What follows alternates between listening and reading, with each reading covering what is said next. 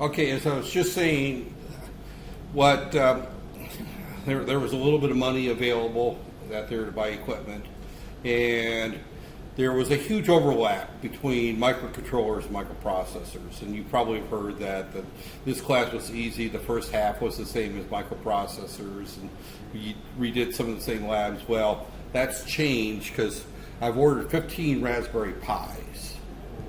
Okay, and the reason I ordered Raspberry Pis is I had a choice of ordering between Raspberry Pis or a straight ARM microcontroller that was similar to what we used in the microcontroller course that there with the 8051, only it was the ARM.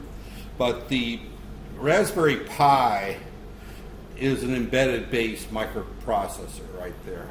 And for those who've not seen a Raspberry Pi, I'm going to go through a series of slides on it today, but this is what a Raspberry Pi looks like. And obviously anybody who's watching this recording isn't going to see this discussion here, but there's pictures of it out there. But basically, let me just take everything off here and just out there. It's a credit card size computer. That there. This is a full-blown computer. This happens to be the Raspberry Pi 2. I ordered the 3s is what I ordered. I ordered 15 of them, which is enough for each person to use one and submit it back there. Now, I also ordered with them the dongle to go from the Raspberry Pi has actually got a HDMI output, so if you've got a TV back in your household or your apartment that there with the HDMI input, you can use that for a monitor right there. So you don't have to buy a monitor. Otherwise, you have to use this little adapter for the monitor right there. So that there, but I ordered enough of the, one for each Pi that there. So, but this is a full-blown computer right there. Unfortunately, it uses Linux, which you guys don't know. So we're going to spend a little bit of time learning Linux in this class, right there. And that goes back really into line with the course title of microcontrollers and interfacing, because a lot of the, I should say almost all new developments in terms of embedded systems that are larger than simple stoplights and washing machines and elevators and that are based on an operating system today. And the choice of operating systems for embedded systems is a form of Linux right there. And many of you have already used Unix or Linux in a form because that's what Android is based on. You know, Android phones, you know, the Android operating system is Linux at its core with a graphical user interface put on top of it right there. So you've already used Linux, you know, if you've got an Android phone. If you've got an Apple phone, actually the Apple OS is actually based on Unix 5, which is what Linux is based on. So both Apple and Linux or Android phones are based on a form of Linux right there. You don't see it to the level you're going to see it in this class right there. So that there. So let me just kind of start off with by going through a little bit of discussion of the Raspberry Pi right there, and that there. Welcome, salam, welcome, that there. So again, for those who just walked in, I was just explaining to everyone that I'm completely turning this class upside down. So all your old notes from your friends, throw them away. All previous finals, ignore them. You know, we'll have all new tests, all new finals and everything in this class right there. And I just found out about that I was going to get the new hardware on Friday, so I have not put the course together yet. It's still kind of in the gray matter kind of out there, but that's all right. And I'll also be honest in saying that I have not spent a lot of time playing with my Raspberry Pi. I bought a Raspberry Pi about a year and a half ago, played with it a little bit, then I bought the 2 about 3-4 months ago, or no, more than that ago. Played with it a little bit, tried to get some students to do some projects with it, They ended up giving up and going to the Arduino instead of the Raspberry Pi because the Arduino is an easier one to use. Oh, and incidentally, Ibrahim and I have had a discussion, and we're not going to allow Android or Arduino FYP projects anymore. So the Arduino is off limits for FYP unless you use it with a Pi. So, and the reason that the students that said that they were going to use the Raspberry Pi and then did not was because they couldn't get off the ground with Linux and they couldn't figure out how to use it. So I opted had 2 failed FYPs based on the fact that the students switched from the Raspberry Pi to the Arduino because they gave up on trying to use the Pi. It was too complicated for them. I decided that microcontrollers is going to switch over to the Raspberry Pi. So it's a fairly easy processor to use, but it's a modern processor. It's not like the 8051. The 8051 is based on 1980s technology. It's still relevant, can still be used, it's still a good tool. I like the 8051, I've used it for a number of projects. Matter of fact, I probably spent a year on that doggone thing, debugging one program that finally someone else took it over when I couldn't get to work and fixed it in 15 minutes. He said he found one line I put in there, screwed up the entire code. And he was a sharp programmer, actually. Jim he was one of my students, and I must have trained him well because he made me look stupid a few times later in life. But regardless, but the Pi is a modern development system, and So let me just kind of go through these slides right there. And I don't want to go through with that. I just want to go through and right there. Okay. The Raspberry Pi, and I sold these slides as always there. And actually I sold these from the Raspberry Pi Foundation right there. So what is the Raspberry Pi? It's a credit card, single board computer, or programmable personal computer. I say programmable PC. It can do both. I'm going to concentrate initially on learning how to use it as a computer, and then we're going to go in and use it as a embedded controller. So it can do both right there. It's small enough, and there's different variations of it, and I'll talk about the different variations, probably not today, but maybe on Friday. And this class meets Friday morning, right? Okay, 8 o'clock or something? Anybody remember their timetable? Let's see. Let me look at the timetable real quick. I want to know who's my 8 o'clock class on Friday. No, that's the that's the computer programming class. We meet at 10 on Friday. Okay. So, all right. We may not meet every Friday. As you looked at my schedule, you would have seen that I have got 3 classes on Friday, which is a heavy load for a 60-year-old man. I don't know why they gave me the weirdest schedule. They gave me one class, and then 3 classes. So I've got 1 class today, 1 class tomorrow, 1 class on Wednesday, and then Friday I've got 3 classes. So I may pick and choose and drop it down to 2 each Friday. That's simply, not that I don't want to meet on Friday, it's just simply, that's just too heavy of a schedule for somebody who wanted to go part-time this year. All right. This particular project was actually developed not with university students in mind, but 7 and 8-year-olds. That's what this processor board was developed, not maybe 7 and 8-year-olds, but 10, 15, 16-year-olds, somewhere in that range. It was actually designed with the idea of developing computer programming and electronics and engineering for kids, in the middle school and high school. So I'm going to use the American term junior high and high school. Here you call it primary and secondary school, but the secondary schools, is to try to get people interested in that there. So it's a very low cost device that there. I think the ones that I bought, I paid 170 ringgits each for the ones that we bought that there. Now 170 ringgits, keep in mind, that buys a full-blown computer system right there.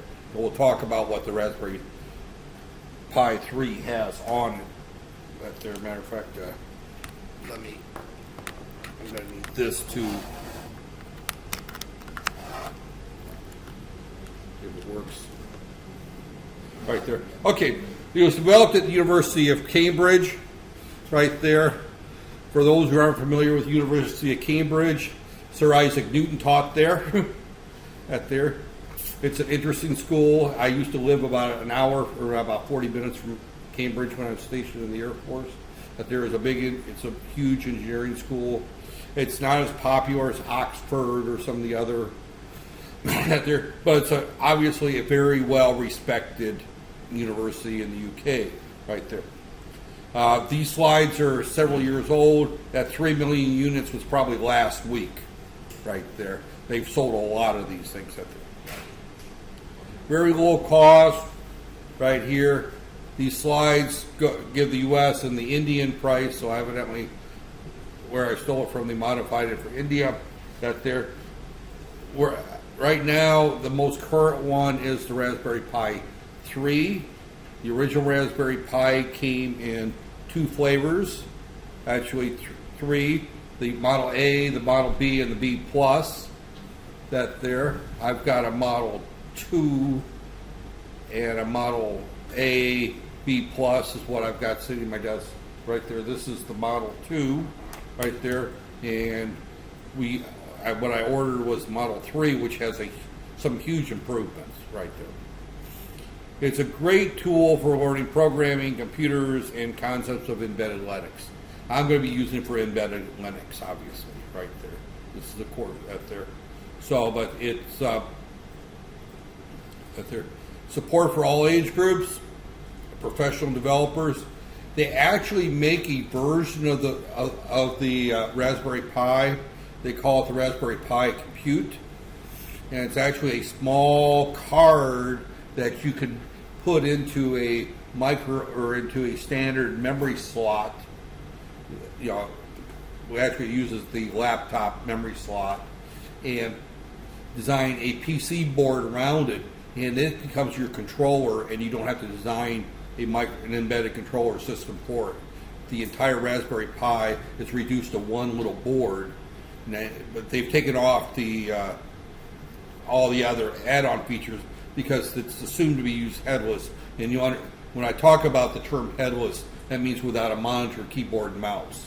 Right there. In other words, it is an embedded controller. So there's 2 basic ways to use the Raspberry Pi. One is typical computer formation, and the other is headless, where it's an embedded system right there.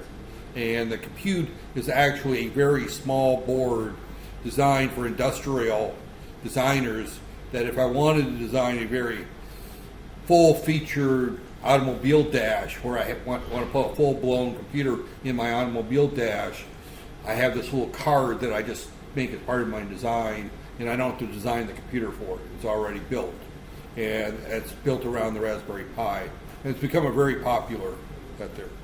So it runs free and open source Linux right there.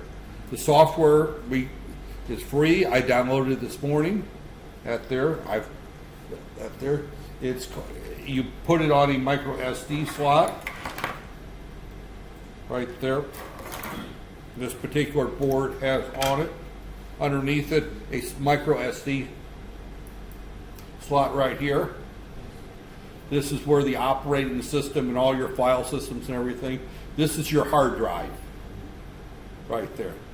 It's all on that micro SD on the bottom right there. Right there. So it supports full video. It consumes less than 5 watts of power. You can use a standard cell phone charger with it, not the Apple one, but the typical, the ones that you use for the Galaxies, the micro SD. It's got a micro SD slot on it for the power supply. That doesn't look right. That doesn't look right. It's got to go that way.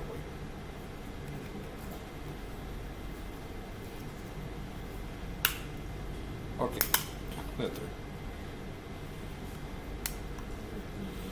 Well, I'm not going to push it tight because that there. Oh, did I just break something? Yeah, I think I just broke something.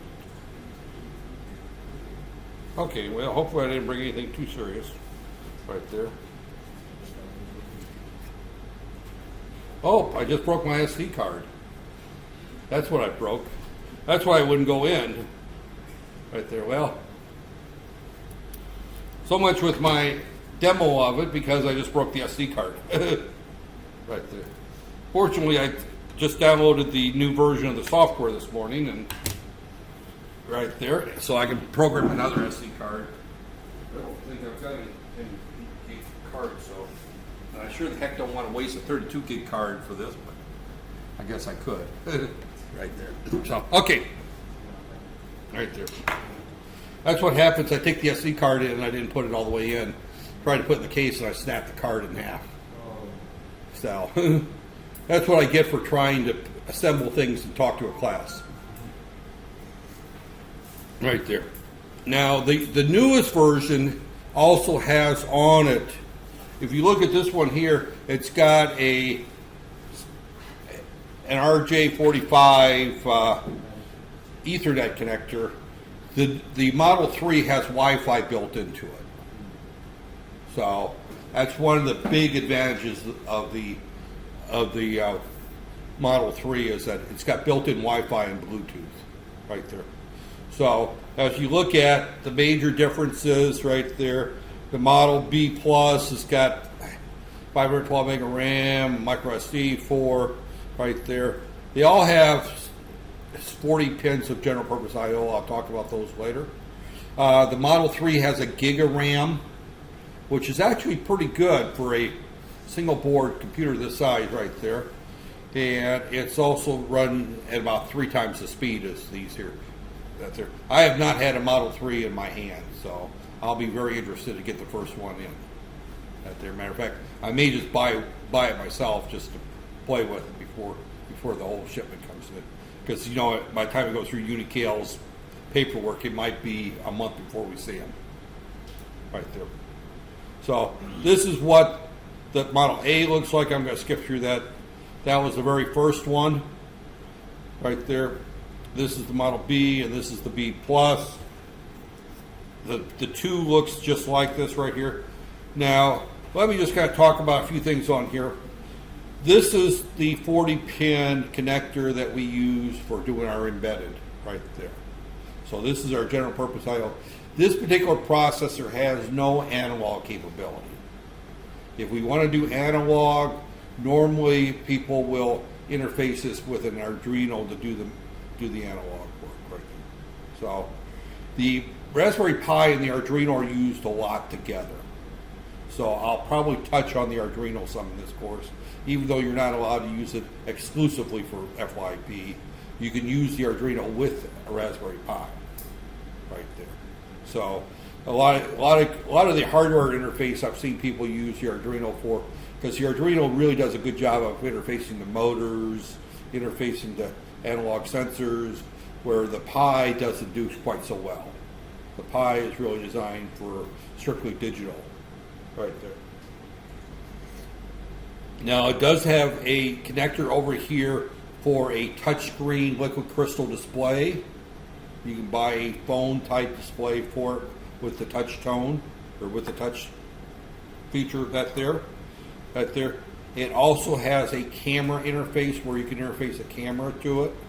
I didn't buy a camera. I might buy one just to see how well they work later. When I put this system together, I had to put 15 systems together and there wasn't enough money to buy 15 cameras and 15 displays. There was enough money to buy 15 Pis, 15 micro SD cards, because you need the micro SD card for the operating system. I had to buy 15 power supplies right there, although the power supply is, as I mentioned, you can use a standard phone power supply. That there. And I bought 15 cases to make carrying them around a little easier, right there. So the case, they don't come with the case, so that there. So that's basically what I bought with the 9,000 ringgits or whatever they gave me to spend, right there. So that there, it's got 4 USB connectors. I believe the 3 might be USB 2. That there. This is the 2, and it's got the original USB. It has a micro USB, but that's strictly for power, right there. It's got the HDMI output, which is not shown here. It's somewhere. Yeah, here it is, right there. It's right, same spot that there. It's got an analog output that there, which is the old style. I call them the RCA connectors because RCA TVs used to have these on the back. So it's a very old term from 50 years ago. There, but the RCA connectors, it's a little standard audio jack right there. So you can connect it to an amplifier, or you can take the audio out through the HDMI right there, strip it off the HDMI right there. So, but again, it's got a full-blown operating system, which I was going to turn it on and demonstrate until I broke my card right there.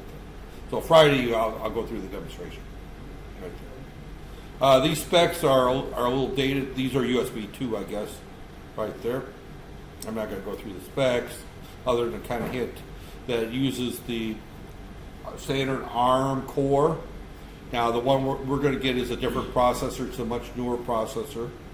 We're going to be getting the one with 1 gig of RAM, so it's that there.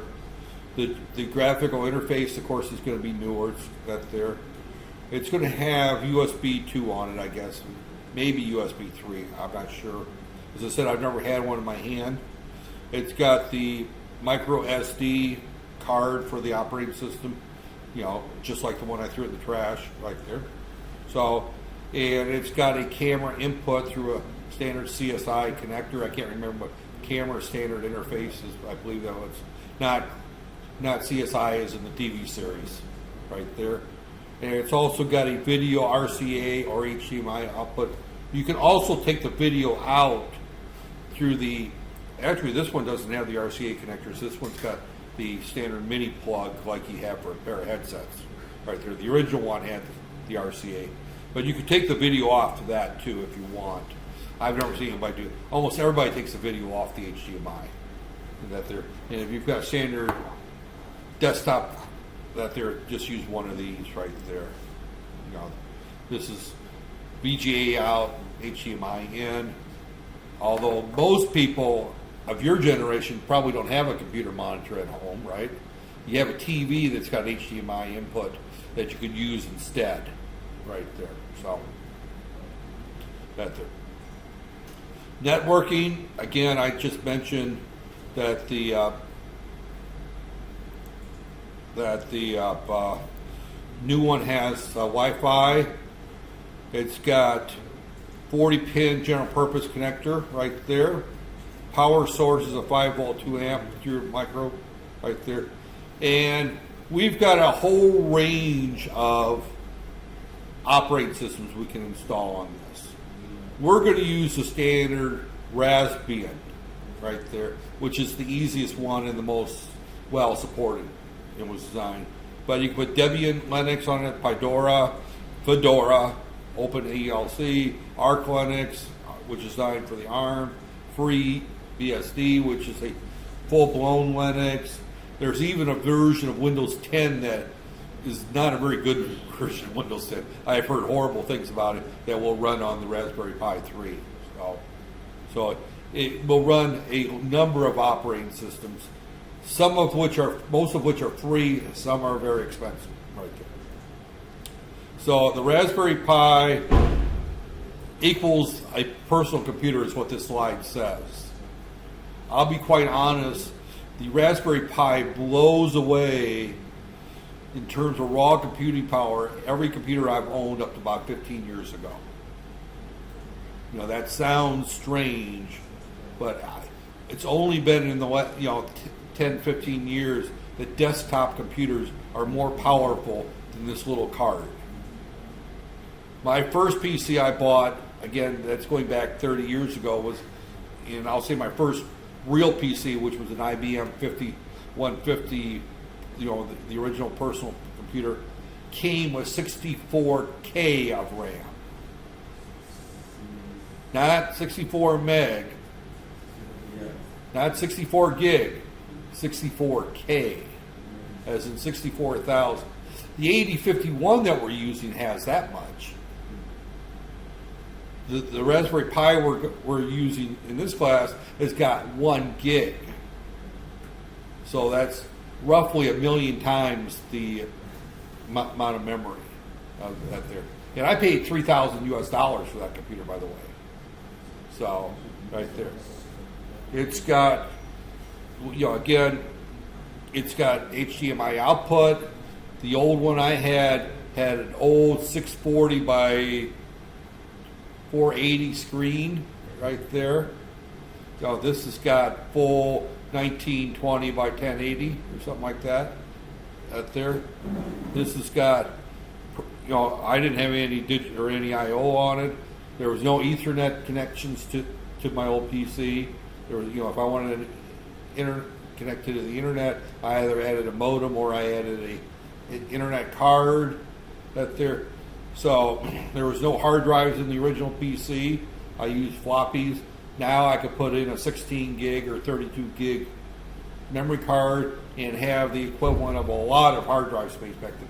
So when we look at the Raspberry Pi and we look historically at desktop computers, it actually favors quite well up until recently. And matter of fact, there's been kind of a movement in the laptop world of going to smaller and less powerful processors. I'm still of the era that bigger and better is best, right? Give me an i7 and 32 gig of RAM. That there, that's what I like to run. That there. But now I know people that have gone to like Chromebooks, and Chromebooks are basically, a phone operating system placed onto a laptop platform. The most popular form of computers anymore is actually the handheld tablets. That there, the Galaxy S2 9.2, the iPads, those are actually selling more of those than laptops and desktops. The desktops are not a popular computer, even though us old timers like to use them because I like the 27-inch touchscreen monitor, and I like to do a lot of stuff with my computers. That there. But the average person using a computer is not an engineer and not a software designer. That they don't care about that stuff. All they want to do is check their email, update their Facebook page, and look at pretty videos of kitty cats, right? YouTube. That there, I don't know how many cat videos can they possibly keep putting on YouTube. That there. So this slide actually talks about the Pi versus the PC. And it is, when I bring up Linux, which I plan on doing, when you look at it and connect it to a mouse that there and on a screen, it actually looks pretty impressive for a desktop for something this size. It's a very impressive computer right there. So again, when we're looking at this right here, they're comparing specs right here, laptop or PC. They're looking at, again, these are old slides, 2.2 gigahertz versus 700. Now we're running much faster, but this has also gotten much faster right there. So a desktop computer or laptop's about 3 times as fast in terms of raw speed. Memory, this is 6 gig, now this is 1 gig. That hasn't changed much. Most people, especially in Malaysia, it seems like 4 gig is the standard laptop size that most people buy in Malaysia. I personally think 8 gigs a minimum, but if you're going to run AutoCAD or MATLAB or any of those, you need 8 gig on a laptop. That's my personal opinion. So graphics, right there. The graphics are better on most, especially by a gaming machine, but you're good. USB, Ethernet, those are the same. The Video is comparable in terms of output. The audio is comparable. Storage, again, you're looking here at your SD as your storage. Now, you can connect up external hard drives to this. It's got the USB there. You know, as long as you're using a powered hub to drive your external hard drives, you can have external hard drives with this. And you can also use thumb drives and things like that. So you're not limited to this 32 gig. Now keep in mind that any external hard drive you connect to this has to be able to connect to Linux, so it's not real compatible. The operating system is, they say Linux only, that's not exactly 100% true anymore. There is a very bad version of Windows 10 out there. So this is just going to go through some projects right here. I did buy one other thing for it. I bought a add-on board that has a bunch of sensors, so we don't have to build sensors doing wiring. So I've got temperature sensors, humidity sensors, accelerometers, gyroscopes, all built on a board, along with a bunch of LEDs for output that there. So I did buy some sensors to do some labs with right there. Right there, you know, they say you can do a wall-mounted calendar. Again, they're interfacing to a standard PC, and they're just sticking. All they're doing is they're just running Google. Right there, you know, you can design a tablet around the Pi. Right there, you can do your own phone if you wanted to. They've added a phone module to it, and a display right there. It's an expensive phone, by the way, very expensive. That there, if you do it that there.